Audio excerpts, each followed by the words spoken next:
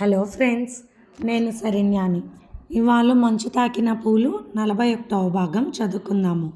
రాసిన వారు మీనా ముక్తేశ్వర్ గారు. సంగవి అంటే ఆమెకు చాలా ఇష్టం. అవును, ఒక మంచి పని పట్ల శ్రద్ధ, భక్తి, ఆసక్తి మూడు ఉండాలి. అవన్నీ కూడా ఎక్కువగా ఉన్నాయి సంగవిలో అని ఆనందపడ్డారు. ఉదయం నుంచి నలతగా ఉంది అంశుకి. 9 నెలల నుండి వారం రోజులు గడిచాయి. డాక్టర్ గారు కొద్దిగా తేడాగా ఉన్న హాస్పిటల్కి తీసుకురమ్మనడంతో హాస్పిటల్కి తీసుకువెళ్ళాడు సతీష్. తాయారమ్మ, బంగారాయ్ గారు, సంగవి, అనసూయ దంపతులు హాస్పిటల్ బయట వెయిట్ చేస్తూ ఉన్నారు. రవిశంకర్, నీరజ కూడా వచ్చారు. సిస్టర్ నవ్వుతూ వచ్చి బాబు పుట్టాడని శుభవార్త చెప్పింది. తల్లి బిడ్డ క్షేమం అంటూ లోపలికి వెళ్ళింది. సంగవి ఆనందానికి అంతే లేకుండా పోయింది. నా తమ్ముడికి కొడుకు పుట్టాడని ఆనందపడింది. అనసూయ గారి మనసు సంతోషంతో ఉప్పొంగిపోయింది.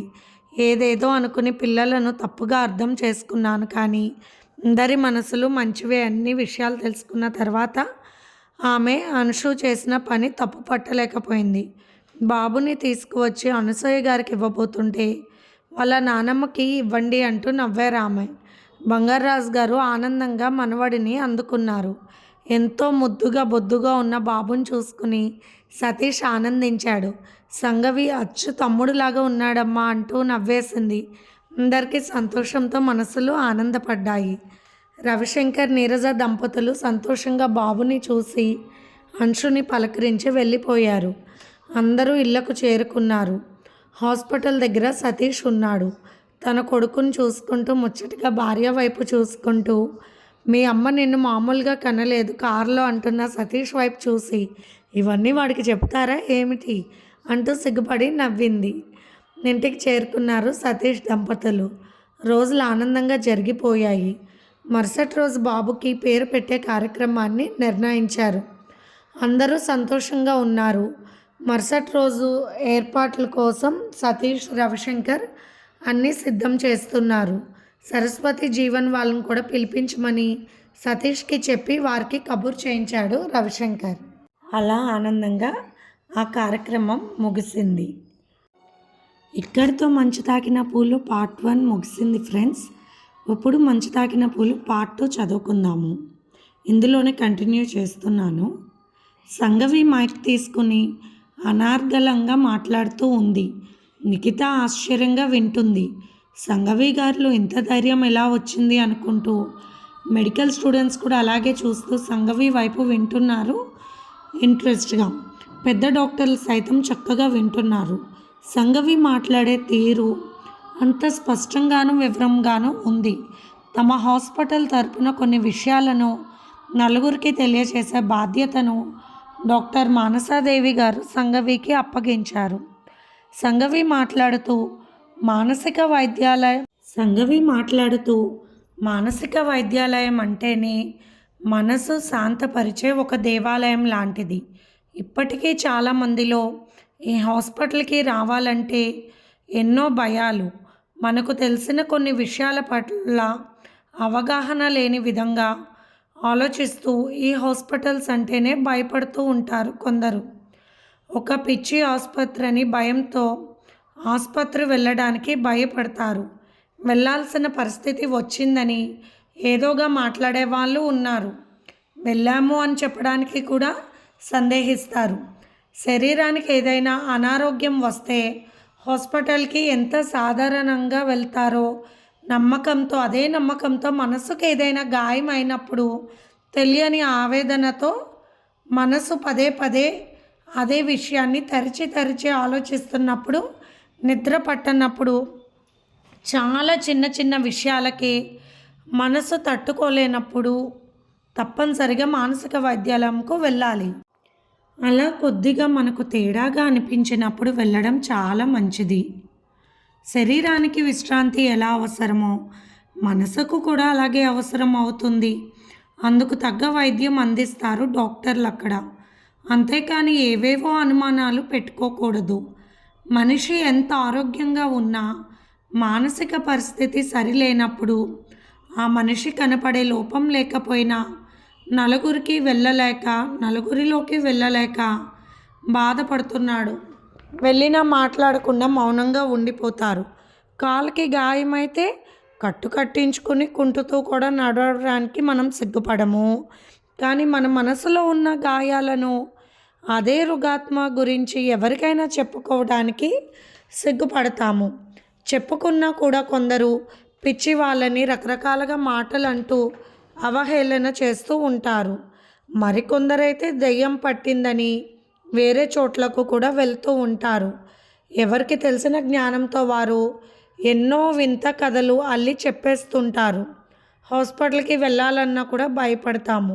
సలక్షణంగా ఉన్న మనిషి కూడా గదిలోనే ఒంటరిగా ఉండి తలుపులు వేసుకుని బయటకు రాకుండా వేదన చెందుతూ ఉంటాడు మానసిక రుగాత్మల వలన. ఆ మానసిక రుగాత్మలు తీవ్ర స్థాయికి వస్తే ఏదో ఒకటి చేసుకుని జీవితాన్ని చాలించాలనుకునే సందర్భాలు తీవ్రమవుతాయి.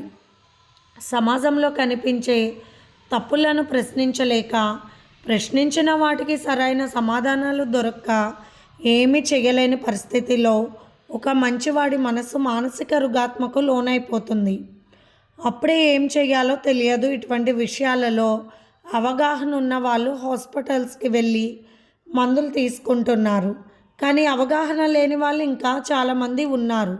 మౌనంగానే ఉంటూ నలుగురితో మాటలు పడుతూ నలుగురు నన్నే చూసి నవ్వుతున్నారు అనుకుంటూ తను నియమించుకున్న పరిధిలోనే ఉండిపోతూ నలుగురిలో కలవలేక ఎంతోమంది వేదన చెందుతున్నారు. అటువంటి వారందరికీ కూడా ఒక మంచి విషయం, మానసిక వైద్యాలయానికి వెళ్ళండి. మీ మనసు బలంగా తీర్చిదిద్దుకోండి, బలహీనపడనివ్వకండి. మనలో వస్తున్న మార్పులు మనమే తెలుసుకోవాలి అంటూ సంఘవి అనార్గళంగా చెబుతూ మానసాదేవి గారి గురించి కూడా తనకు నచ్చిన అంశాలను చెప్పింది. నిజం చెప్పాలంటే ఒకప్పుడు మానసికంగా రుగ్మతకు గురైన నేను ఈనాడు అదే సబ్జెక్ట్ను తీసుకుని చదవగలిగే స్థాయికి ఎదిగాను అంటే మానసాదేవి గారు అందుకు కారణం అంటూ ఎన్నో చక్కని విషయాలను చెప్పింది సంఘవి. అందరూ చప్పట్లు కొట్టారు. ఇటువంటి మంచి మాటలు సమాజంలో అందరికీ తెలిసేలాగే ఏర్పాట్లు చేయాలి. ఈసారి ఒక పెద్ద మీటింగ్ అని పెద్దవాళ్ళు కూడా అనుకోవడం జరిగింది. ఆ కార్యక్రమం ముగిసింది. సంఘవి నిఖితాతో బయలుదేరింది. అప్పటికి రాత్రి 8 గంటలయింది. మరుసటి రోజు ఫంక్షన్ ఉంది. మా సతీష్ వాళ్ళ అబ్బాయికి పేరు పెడుతున్నారని నవ్వుతూ చెప్పింది సంఘవి. హాస్పిటల్ తరఫున వచ్చిన కారులోనే ప్రయాణిస్తూ ఉన్నారు సంఘవి, నిఖిత. మాట్లాడుకుంటూ ఉన్నారు. ఇంతలో వర్షం మొదలయ్యింది. వాతావరణం ఇలా ఉంది. డాక్టర్లు రావడం లేట్ అయ్యేసరికి మన మీటింగ్ కూడా లేట్ అయింది. టైం అవుతుంది అనుకోలేదని స్నేహితురాలిద్దరూ చెప్పుకున్నారు. డ్రైవ్ చేస్తున్న రోజా, ఎందుకక్క త్వరగా వెళ్ళిపోతాంగా అంటూ నవ్వుతూ చెప్పింది. నా ఫోన్ కింద పడింది, పని చేయడం లేదు. భయపడతారు కూడా ఇంట్లో వాళ్ళు. త్వరగా వెళ్ళిపోవాలనుకున్నది సంఘవి. ఆ దారి వెంట వాహనాలు పెద్దగా లేవు. వర్షం పెరుగుతూ ఉంది. కాస్త వేగంగానే పోనిస్తుంది రోజా. ఇంతలో కార్ టైర్ పంచర్ అయింది. అబ్బా ఎలా అనుకుంటూ రోజా ఫోన్ చేస్తుంటే సిగ్నల్ ఏరియాలో లేకపోవడం వల్ల ఫోన్ అందలేదు. స్టెఫిన్ టైర్ కూడా లేదని తన నిర్లక్ష్యానికి తనే తిట్టుకుంది రోజా. ఇంతలో అటుగా ఒక వాహనం, అందులో ఎవరో కుర్రవాళ్ళు అరుస్తూ గోల చేస్తూ వస్తున్నారు. నిఖితాకు గుండెల్లో దడదడగా అనిపించింది. ఇదేమిటి పరిస్థితి అని అర్థం కాని ఆలోచనలు వచ్చాయి. నిఖిత తన బ్యాగ్ చూసుకుంది. బ్యాగ్ కనిపించలేదు. బ్యాగ్లో ఫోన్ ఉంది. అరే అది అక్కడే వదిలిపెట్టి వచ్చినట్టున్నానని కంగారు పడింది. ఇంతలో ఎదురుగా వస్తున్న వాహనంలో 4 కుర్రాళ్ళు కిందకు దిగారు. అరే భలే దొరికారురా అమ్మాయిలు. ఇలా ఒంటరిగా వెళ్తూ కారు ఆగిపోయి మన వైపు బేల చూపులు చూస్తూ పైన వర్షం పడుతుంటే చాలా ఆనందంగా అనిపిస్తుంది కదరా అన్నాడు. అందులో జూలపాల జుట్టువాడు ఒకడు. చూడండి మర్యాదగా ఉండదు అని చెప్పింది రోజా. మర్యాదలు మనకెందుకే అన్నాడు ఒకడు. నిఖిత కాళ్ళు చేతులు వణికినట్లు అనిపించే సంఘవికి పరిస్థితి ఏమిటో అర్థం కాలేదు. ఏమిటి ఇలా జరిగింది?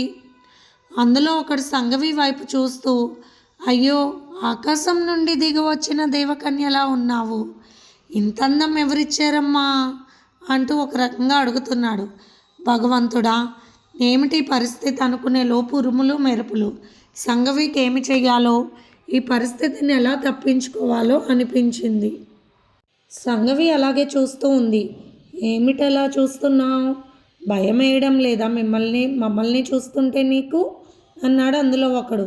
భయం ఎందుకు? మీకు కావలసిన దానికోసం మీరు వచ్చారు, మాకు కావలసిన దానికోసం మేము వెళ్తున్నాము. అనుకోకుండా దారిలో ఇలా కలుసుకున్నామంటూ ఒక రకంగా నవ్వింది సంగవి. ఏంటి, దిమాగ్ గాని ఖరాబ్ అయిందా? అన్నాడు అందులో ఒకడు. అయ్యో, నీ విషయం చూసి వెంటనే కనిపెట్టేశాడన్నది నిఖిత సంగవి వైపు చూస్తూ. ఆ క్షణంలో నిఖిత అదో రకంగా చూసింది. తనకు భయం ఉన్నా కూడా ఎదుటి వారికి భయం కలిగేలాగానే చూసింది. ఏం లేదు, కోరికలు జబ్బులు ఉన్న వాళ్ళకి ఉంటాయిగా. ఇదిగో హాస్పిటల్ బ్యాడ్జీలు, హాస్పిటల్లో చూపించుకోవడానికి వెళ్తున్నామన్నది సంగవి. ఆ వాహనం మీద హాస్పిటల్ సింబల్స్ కొట్టొచ్చినట్లు కనిపిస్తుంది. అందరికీ వారి డ్రెస్సుల మీద హాస్పిటల్స్ తరఫున ఉన్న బ్యాచెస్ కూడా కనిపిస్తున్నాయి. మీ కోరికలో ఏమీ తప్పులేదు, మాకైతే అభ్యంతరం లేదు అన్నది సంగవి చాలా గంభీరంగా. ఇందులో బలవంతం ఏమీ లేదు, మా కారు ఎలాగో పాడైపోయిందని బాధపడుతున్నాము. సమయానికి కారు వచ్చింది, కావలసిన వాళ్ళు వచ్చారన్నది సంగవి నవ్వుతూ నిఖిత వైపు చూసి. నాకు ఆ మధ్యలో అబ్బాయి బాగా నచ్చాడు, హిహిహి అంటూ ఒక రకంగా నవ్వింది రోజా. వీళ్ళేంట్రా చాలా తేడాగా ఉన్నారు, బండి పిచ్చి ఆసుపత్రి బండి లాగానే ఉందిగా, వీళ్ళు చూస్తే పిచ్చి వాళ్ళలాగా ఉన్నారు.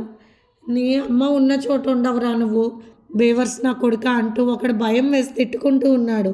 నిజంగా తేడాగానే ఉన్నారన్నాడు మరొకరు. లేదురా, నటిస్తున్నారేమో అనిపిస్తుంది అన్నాడు ఒకడు. సంగవి, అవును నువ్వు చెప్తుంది నిజమే అని అబ్బాయి వైపు చూసి నవ్వుతూ, పదండి వెళ్దాం, వాళ్ళు ఎదురు చూస్తున్నారు మన కోసం. ఓ మర్చిపోయాను, మనం ఎవరి దగ్గరికన్నా వెళ్ళాలంటే ఇంజెక్షన్ వాడి మరీ వెళ్ళమన్నారు కదూ డాక్టర్ గారు, లేకపోతే మన పిచ్చి వాళ్ళకి అంటుకుంటుందని చెప్పారుగా అంటూ ఆగిపోయింది సంగవి. మిగతా వైపు చూసి సైగ చేసి, అవును బ్యాగ్లో ఉన్నాయి, ఎక్కడ పెట్టానబ్బా అని వెతుకుతున్నట్టు నటించింది నిఖిత. మనకేమీ ఇబ్బంది లేదు కదా, ఇబ్బంది ఉంటే వాళ్ళకే కదా అన్నది సీక్రెట్గా చెప్తున్నట్లు వినే వాళ్ళకు అర్థమయ్యేలాగా తెలివిగా ఒక రకంగా వెర్రి నవ్వుతూ రోజా. నాకైతే ఏదో తేడా కొడుతున్నారు, ఈ వర్షంలో ఎటు కానీ ఈ దారిలో ఇలా ఆడవాళ్ళు, పైగా డ్రైవర్ కూడా లేడు, అంతా పిచ్చి వాళ్ళలా కాదు రకంగా అనిపిస్తున్నారు, అనుమానంగా ఉంది. వీళ్ళకి వెళ్ళే హాస్పిటల్ నుండి పారిపోయి వచ్చారేమో అనిపిస్తుంది. నేను వెళ్తున్నాను బాబోయ్ అన్నాడు అందులో కొత్తగా జాయిన్ అయిన ఒకడు. అలాగే చెప్తున్నారా, ఈ రోజుల్లో ఒకటి లడ్డూలాగా ఉంది, ఇంకొకటి దేవకన్యలాగా ఉంది, మరొకటి కాస్త కలర్ తక్కువైనా బాగుంది అన్నాడు జూలపాలవాడు. ఏడ్చినట్టుంది, ఏదైనా కాన్రాని జబ్బు వస్తే అందరం చేస్తాం, ఒకవేళ పిచ్చి వాళ్ళై మనల్ని కరిస్తే మనకి పిచ్చెక్కుతుంది, నీ అబ్బా తల తెక్కి వెదవా అంటూ బూతులు తిట్టుకుంటూ వెళ్తున్నాడు వాడు. నాకెందుకు, నేను పోతున్నానని కొత్తగా జాయిన్ అయిన వాడు కూడా వెళ్తుంటే మరొకడు వాడి వెంట వెళ్ళిపోయాడు. అరే వెళ్తున్నారే అంటూ కంగారుగా చెప్పింది సంగవి. అవునవును, కారు లేదు, వచ్చిన వాళ్ళని అనవసరంగా పోగొట్టుకున్నాము, డబ్బులు ఇస్తారు బాగా, పదండి అంటూ చిన్నగా చెప్పినట్లు మనకు వినిపించేలా చెప్పింది రోజా. ఇదిగో అబ్బాయిలు ఉండండి అంటూ పిలిచింది సంగవి. ఏంటి మరీ ఎక్కువ చేస్తున్నావు అన్నాడు జోలపలవాడు. వచ్చి నిలబడ్డాడు అక్కడ. ఎంతలో సంగవి సైగ చేయడంతో రోజా లోపల నుంచి ఐరన్ రోడ్లు తీసింది. ఒకటి సంగవి వైపు ఇచ్చింది, మిగతా వెనకాల ఉన్న ఒక లావుపాటి కర్ర లాంటిది తీసుకుంది. జోలపలవాడికి 2 తగిలిచ్చింది రోజా. వెళ్ళకండి, ఆగండి, టైర్ పంచర్ అయింది, కాస్త లిఫ్ట్ ఇచ్చి వెళ్ళండి అన్నది సంగవి గట్టిగా రోడ్ తీసుకుని అరుస్తూ. ఓరి బాబు, అంత తేడాగా ఉంది అన్ని రకాలుగా, నాకైతే పోలీస్ కూడా ఉందేమో అనిపిస్తుంది వీళ్ళల్లో అన్నాడు ఒకడు. అందంగా ఉన్న అమ్మాయిని చూస్తుంటే, ఆ పవర్ చూస్తుంటే పోలీస్ లాగా కూడా అనిపించింది నాకు కూడా నిజంగా అన్నాడు ఇంకొకడు. ఒరే పిరికి నాయలారా, కనీసం లిఫ్ట్ అయినా ఇచ్చిపోండ్రా అంటూ అరిచింది రోజా. అంత వేగంగా వెళ్ళిపోయారు వాళ్ళందరూ. ఏమిటి మన పరిస్థితి అనుకుంటూ ఉండగానే మరొక కారు వస్తూ ఉంది. సంగవి అలా చూస్తూ ఉంది. మిగిలిన ఇద్దరు కూడా చూస్తున్నారు. ఎవరో ఒకరే వస్తున్నారు అనుకుంటూ ఫోన్ ట్రై చేస్తుంటే సిగ్నల్ ఏరియా కాదు కాబట్టి ఫోన్ కలవడం లేదు. కారు సంగవి వాళ్ళ దగ్గరే వచ్చి ఆగింది. కారులో దిగిన జీవన్ వైపు చూసి ఆశ్చర్యపోయింది సంగవి. రవిశంకర్ గారు చెప్పారు సంఘవి, మీరు వస్తూ ఉన్న కార్ సిగ్నల్స్ ప్రాంతంలో ఆగిపోయినట్లు తెలిసిందంట. సతీష్కి చెప్పడంతో సతీష్కి రావడం కుదరక నన్ను పంపించారన్నాడు జీవన్. అమ్మయ్య, హీరోలాగా సమయానికి వచ్చారు సార్ అంటూ నవ్వింది రోజా. అందరూ ఆ కార్లోకి షిఫ్ట్ అయిపోయారు. జీవన్తో వచ్చిన వేరే అబ్బాయి ఆగిపోయిన కార్ని చూస్తున్నాడు. కార్ డ్రైవ్ చేస్తూ ఉన్నాడు జీవన్. చీకటి, వర్షం పడుతుంది, ఇలా కార్ ఆగకపోయి ఇబ్బంది పడి ఉంటారు అన్నాడు జీవన్. అయ్యో, ఇబ్బంది ఏమిటి సార్, చాలా ఇబ్బంది అయ్యిందంటూ.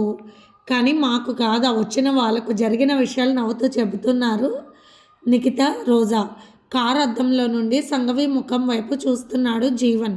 ఒకప్పుడు తన తాళి కట్టిన భార్య అయినా కూడా ఆమె వైపు స్వతంత్రంగా చూడలేకపోతున్నాడు ఈరోజు జీవన్. రోజా మాట్లాడుతూ, రవిశంకర్ గారు తనే కార్లో హాస్పిటల్కి ఇచ్చి డ్రైవర్లను లేడీస్ని పెట్టి ఎప్పటికప్పుడు ఆడవాళ్ళు ఉన్నప్పుడు మా ప్రయాణం గురించి ఆయన తెలుసుకుంటూ జాగ్రత్తలు వహిస్తూ సరైన టైంలో సరిగ్గా స్పందిస్తారంటూ నవ్వుతూ చెప్పింది. అవును, అలా చెప్పడం వల్ల తెలిసింది నాకు కూడా అన్నాడు జీవన్. ఏం చేస్తున్నారు సతీష్ వాళ్ళు అన్నది సంఘవి. బాబుతో ఆడుకుంటూ ఉన్నారన్నాడు జీవన్. అతని ముఖంలో సంతోషం కనిపించింది. ఇదివరకటి గర్వం, పొగరు కనిపించలేదు సంఘవికి. జీవన్ చాలా మారాడు. ఇప్పుడు ఆరోగ్యంగా, అందంగా తయారయ్యాడు. అప్పుడు మిమ్మల్ని చూడటానికి ఆశ్రమానికి వచ్చినప్పుడు మీరు చాలా భయంకరంగా ఉన్నారు. ఇప్పుడు చాలా ఆరోగ్యంగా అయ్యారు సార్ అన్నది నిఖిత. ఏమిటి, హాస్పిటల్కి వచ్చారా అన్నాడు జీవన్ ఆశ్చర్యంగా అద్దంలో నుండి సంఘవి వైపు చూసి గమనిస్తూ.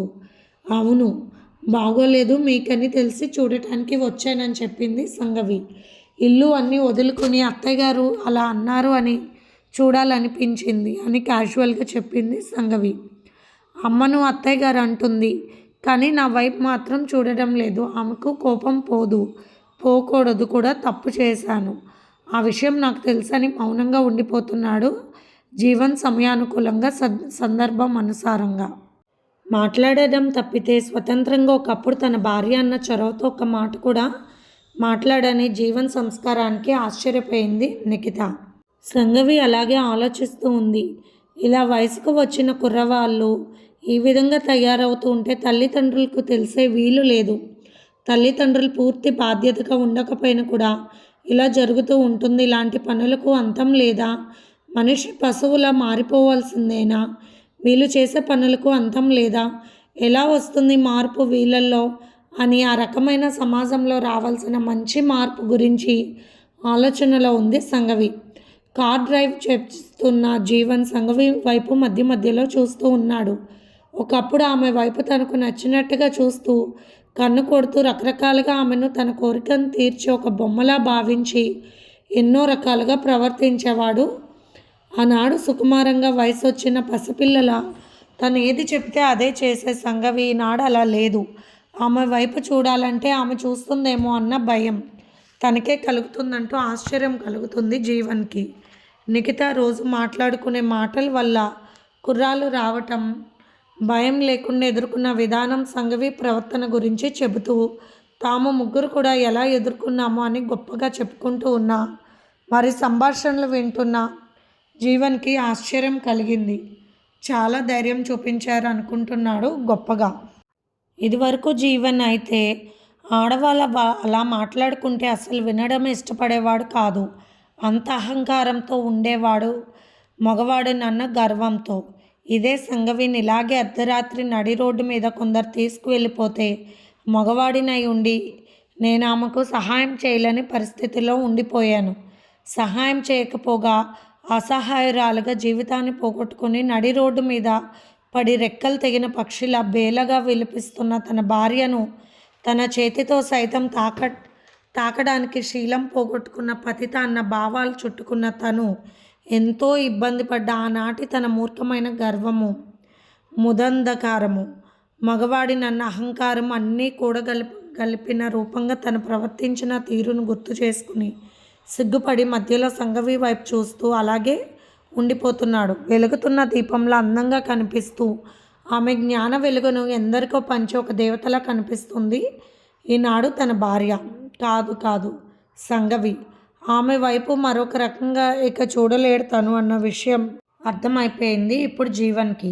ధైర్యంతో కూడిన ఆమె ప్రవర్తన, మాట తీరు, గంభీరత్వం అన్నీ కూడా సంఘవికి ధరించని ఆభరణాలుగా జీవన్కి కనిపిస్తూ ఉన్నాయి. సతీష్ ఫోన్ చేశాడు జీవన్ ఫోన్కి. వచ్చేస్తున్నాం, దగ్గరికి వచ్చేసాం సతీష్ అని చెప్పాడు జీవన్. తన తమ్ముడికి జీవన్ అంటే ఎంత కోపమో కానీ తను చెప్పిన మాటలకు విలువ ఇచ్చి అతనిని గౌరవిస్తున్నాడు. తమ్ముడు మంచి స్వభావాన్ని, మంచిని తెలుసుకునే మంచి తత్వం ఉన్నవాడు. కొంతమందికి ఎంత చెప్పినా అర్థం కాదు, కానీ అది కూడా కొందరు చెబితే అస్సలు పట్టదు. ఇదివరకు తను ఏదైనా చెబితే ఎవ్వరూ లెక్క చేసేవాళ్ళు కాదు. అయినా కూడా పూర్తి ధైర్యంగా గట్టిగా తను చెప్పలేకపోయింది. ఫోన్ ఇవ్వండి, నేను మాట్లాడతాను అంటున్న సంఘవి వైపు చూసి జీవన్ ఫోన్ అందించాడు. తమ్ముడు వచ్చేస్తున్నాం, 5 నిమిషాల్లో అక్కడ ఉంటామంటూ నవ్వింది సంఘవి. ఎక్కడి వాళ్ళని అక్కడ దించేసి ఇంటికి చేరుకున్నారు జీవన్, సంఘవి. వాళ్ళిద్దరూ అలా నడిచి వస్తుంటే సరస్వతి గారికి 2 కళ్ళు చాలలేదు. కొత్త దంపతులు అలా నడిచి వస్తున్నప్పుడు తన ఇంటికి మొట్టమొదటిసారి ఎంతో ముచ్చట పడిపోయింది. తన కోడలి వైపు చూసి కొడుక్కి సరైన జోడి అని ఎంతో ఆనందించింది ఆనాడు. కానీ ఈనాడు సంఘవి నడిచి వస్తున్న తీరు సరిగ్గా గమనిస్తే చాలా దృఢమైన మనస్తత్వంతో ధైర్యంగా వేస్తున్న అడుగులు. ఆమె ముఖంలో గంభీరం, చిరునవ్వుతో కూడిన సంస్కారం కనిపించాయి సరస్వతి గారికి. అంతే, ఆమెలో వచ్చిన ఆలోచన వెనక్కి వెళ్ళిపోయింది వెంటనే. తాయారం గారు మాట్లాడుతూ, అలా ఒక్కదానివే వెళ్తే భయం కదూ మాకు అనబోతూ ఉంటే సతీష్, ఎందుకమ్మా అవన్నీ, వాళ్ళకున్న వర్క్ బట్టి వెళ్ళాల్సి వస్తుంది, అది మనం చెబితే ఆగేది కాదు కదా అన్నాడు. అసలు ఏదైనా మాట్లాడదాం అనుకుంటే మాట్లాడనివ్వడు. అవకాశం వచ్చింది కళ్ళ ముందు. సంఘవి భర్త, అత్తగారు కూడా ఉన్నారు. ఇటువంటప్పుడే 4 మంచి మాటలు మాట్లాడి సంఘవికి జీవిత తత్వాన్ని బోధించి ఆమెను భర్తతో పాటు పంపించే ప్రయత్నం అనేది చెయ్యాలన్న ధైర్యం చాలడం లేదు తాయారమ్మ గారికి. కొడుక్కి కొడుకు పుట్టాడన్న ఆనందం ఉంది, కానీ కూతురు జీవితం ఇలా ఉంటే భరించలేకపోతుంది ఆమె మనసు. అది అందరూ సందడిగా నలుగురు కలిసిమెలిసి ఉన్నప్పుడు బాగా బాధ అనిపిస్తుంది. సతీష్ ముందే హెచ్చరించాడు. సరస్వతి అత్తయ్య గారు జీవన్ వచ్చినా కూడా అక్క గురించి ఏ మాట మాట్లాడడానికి లేదు. మీరు ప్రతి విషయం అక్క తీసుకునే నిర్ణయమే తప్ప వేరొకరు మాట్లాడటానికి లేనే లేదు అక్క విషయంలో అని నిక్కచ్చిగా చెప్పేశాడు. సతీష్ మాటలంటే భయం తల్లిదండ్రులకు. ముఖం మీద చెప్పేస్తాడు. ఒకవేళ ఏదైనా ప్రశ్నించాలనుకున్నా, చెప్పాలనుకున్నా అందరూ ఉన్నారన్న సంశయం అతనికి ఉండదు. అందరి ముందు దులిపేస్తాడు తల్లిదండ్రులను కూడా. ఆ విషయం బాగా తెలుసు తాయారమ్మ దంపతులకు. సంఘవి నవ్వుతూ జరిగిన విషయాలు చెప్పింది. ఎవరు అగంతకులు రావడం, వారు చేసిన పనులు, తాము ఎదుర్కొన్న విషయం అమ్మో అంటూ భయపడిపోతూ చూసింది తాయారమ్మ. అసలు ఇదేమి గ్రహపాటు, ఒకసారి అలా జరిగిందన్న భయం కూడా లేదు. అత్తగారు భర్త ఉన్నారన్న కూడా ఇష్టం వచ్చినట్టు చక్కగా చెప్పేస్తుంది. ఏమైంది సంఘవికి, ఏమిటో ఎవరి రాతకు ఎవరి బాధ్యతలు అనుకుని తల కొట్టుకుని వెళ్ళిపోయింది తాయారమ్మ గారు లోపలికి. అంశుకి ఆనందంగా ఉంది సంఘవి చెబుతున్న మాటలు వింటూ. ఆమె వైపు చూసి ఆనందించింది. అవును, ఆడవాళ్ళలో ఆ ధైర్యం, తెగువ, ఎదుర్కొనే శక్తి ఉండాలని సంఘవి వైపు చూస్తూ ఎలా నేర్చుకోవాలో మీ నుండి అని అనుకున్నది అంశు. లోపలికి వెళ్ళి ఫ్రెష్ అయి వచ్చింది సంఘవి. బాబుని చేతిలోకి తీసుకుంది. ఎంత ముద్దుగా ఉన్నావురా, అచ్చగుద్దినట్టు మీ నాన్నలాగా అంటూ ముద్దు చేసింది సంఘవి. దేవుడు చల్లగా చూస్తే ఈ పాటికి నీకు 2 బిడ్డలు ఉండేవాళ్ళుగా తల్లి అనేసారు తాయారమ్మ గారు. అంతలోనే కొడుకు వైపు చూసి తల వంచుకుని లోపలికి వెళ్ళిపోయింది హడావుడిగా. మనసులో ఉన్న మాటను దాచుకునే శక్తి అందరికీ ఉండే విషయం కాదు. అందుకే తాయారమ్మ గారు ఎంత కంట్రోల్ చేసుకుంటున్నా మనసులోని మాటలు బయటకు వస్తున్నాయి. తను బయటకు అందరి ముందు వెళ్లకుండా ఉండడమే మంచిదని కొంచెం భయపడింది. ఇంట్లోకి వచ్చి కొడుకు తిడతాడేమో అనుకుంది, కానీ ఎవరూ రాలేదు. అయినా తాయారమ్మ గారి మాటలకు సంఘవి కళ్ళు ఒక్కసారి జీవన్ వైపు చూసాయి చురుగ్గా. నీ వల్ల కదూ నా బిడ్డను పోగొట్టుకున్నాను, నువ్వే కాదు నా మాతృత్వాన్ని కాలరా చేశావు. ఈనాడు ఆ బిడ్డ ఉంటే నేనే నీ కాళ్ళ దగ్గరకు వచ్చేదాన్ని కదూ. ఎందుకంటే బిడ్డకు తండ్రి అవసరం అనుకున్న సంఘవి మనసులో ఏదో బాధ కలిగింది కాసేపు. సతీష్ ఆ విషయాన్ని గమనించి, అమ్మ ఉన్న చోట ఉండదు, ఎంత చెప్పినా ఇంతే అనుకుని అక్క, నా కొడుకు చేతులు చూడు ఎలా ఉన్నాయో అన్నాడు మాట మారుస్తూ. జీవన్ ఊపిరి పీల్చుకున్నాడు. నవ్వుతూ నవ్విస్తూ అందరిలో కలిసిపోతూ ఏ మాటనైనా ధైర్యంగా మాట్లాడుతున్న సంఘవి వైపు చూసి అప్పటి వరకు వేరేగా భావించిన జీవన్ ఆమె చూపుల్లో కాసేపు కదిలిన భావాలకు అతని మనసు నలిగినట్లు అయిపోయింది. అవును, గాయపడ్డ మనసుకి గుచ్చుకున్న ముళ్ళు. ఆ కళ్ళల్లో ఎప్పుడూ కూడా అగ్ని జ్వాలలే వెలుగుతూనే ఉంటాయి. ఆ జ్వాలలు గాయపరిచిన వాడి గుండెలకు తగులుతూనే ఉంటాయి. అది తప్పే విషయం కాదు. మరుసటి రోజు ఇల్లంతా హడావుడిగా ఉంది. అందరూ పొద్దున్నే రెడీ అయిపోయారు. పంతులు గారు వచ్చారు. రవిశంకర్ భార్యతో తల్లిదండ్రులతో వచ్చాడు. స్నేహితుల వరకు పిలిచారు, అంతే. బాబుకి ఏం పేరు పెట్టాలో ముందే నిర్ణయించుకున్నారు అంశు దంపతులు. కార్యక్రమాలన్నీ పూర్తయ్యాక బాబుకి పెట్టే పేరు చెప్పండమ్మా అంటూ అడిగాడు పంతులు గారు. సంతోష్ అని చెప్పాడు సతీష్. సంతోష్. అందరికీ సంతోషం ఇస్తావురా నువ్వు అంటున్నా సంఘవి వైపు చూసి ఒకేసారి చూశారు రవిశంకర్, జీవన్. వారి మనసు అంతరాలలో ఎన్నో భావాలు మెదిలి పక్కకు వెళ్ళిపోయాయి. ఫంక్షన్ జరిగిన తర్వాత భోజన కార్యక్రమాలు పూర్తయ్యాయి. సంఘవి బుక్లో రాసుకుంటూ ఉంది తనకి సబ్జెక్ట్కి సంబంధించిన విషయాలు. అంతలో మానసాదేవి గారు ఫోన్ చేశారు. వస్తున్నాను మేడం అని చెప్పింది సంఘవి. అయ్యో మర్చిపోయాను, ఈరోజు ఇంట్లో ఫంక్షన్ ఉందన్నావు కదా సంఘవి. సరే సరే అంటున్న మానసాదేవి గారి మాటకు లేదు మేడం నేను వస్తున్నాను అంటూ చెప్పింది సంఘవి. సంఘవి పైకి లేచి వెళ్ళబోతుంటే నీరజ ఆమె దగ్గరకు వచ్చింది. అక్కడ ఎవరూ లేరు. ఏమీ అనుకోకపోతే మీతో ఒక మాట చెప్పవచ్చక్క అన్నది నీరజ. చెప్పు నీరజ అన్నది సంఘవి నవ్వుతూ. మీరు మరి అనలేకపోతున్న నీరజ వైపు చూసి మీరేం చెప్పాలనుకుంటున్నారో నాకు తెలుసు నీరజ. చెప్పడానికి మీకు అంత భారంగా అనిపించిన విషయం భరించిన నాకు అది వినడం ఇంకా కష్టం కాదు అంటూ నవ్వుతూ బయలుదేరి అందరికీ చెప్పి హాస్పిటల్కి వెళ్ళిపోయింది సంఘవి. అందరూ ఆమె వెళ్ళిన వైపే చూస్తున్నారు. హాస్పిటల్ నుంచి కార్ పంపించారు డాక్టర్ గారు. కారులో వెళ్తూ అందరికీ బాయ్ చెప్పింది సంఘవి. ఇది ఫ్రెండ్స్ ఇవాల్టి ఎపిసోడ్. మీకు కనుక నచ్చినట్లయితే లైక్ చేసి షేర్ చేసుకొని సబ్స్క్రైబ్ చేసుకోండి. ఉంటాను.